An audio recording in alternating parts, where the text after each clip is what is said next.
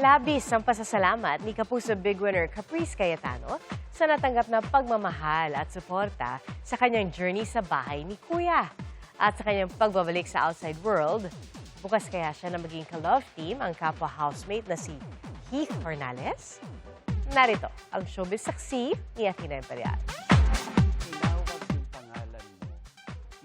Overwhelmed pa rin si Kapuso Big Winner Caprice Cayetano sa natanggap niyang pagmamahal at suporta sa kanyang journey sa Pinoy Big Brother Celebrity Collab Edition 2.0. Kung pwede lang po isa-isahin ko mag-thank you sa kanila, gagawin ko. Masaya raw siya sa bahay ni Kuya kahit may mga kinaharap na hamon.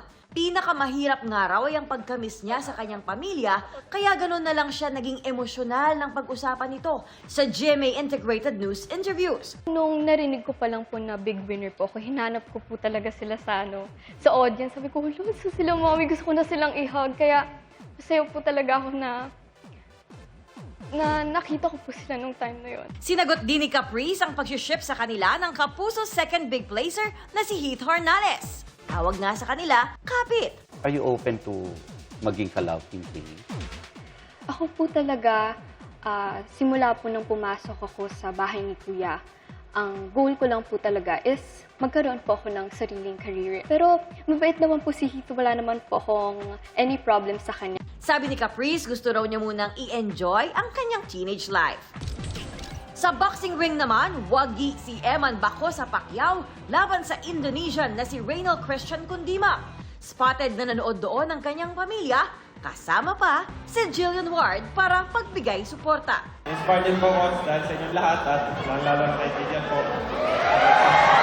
Sabi ni Jillian sa kanyang online post, first time daw niyang manood ng boxing match at masaya siyang suportahan ng isang future world champ. And wait, there's more! May entering TikTok video ang dalawa. Unang gabi pa lang, balot agad ng sikreto at misteryo ang The Secrets of Hotel 88.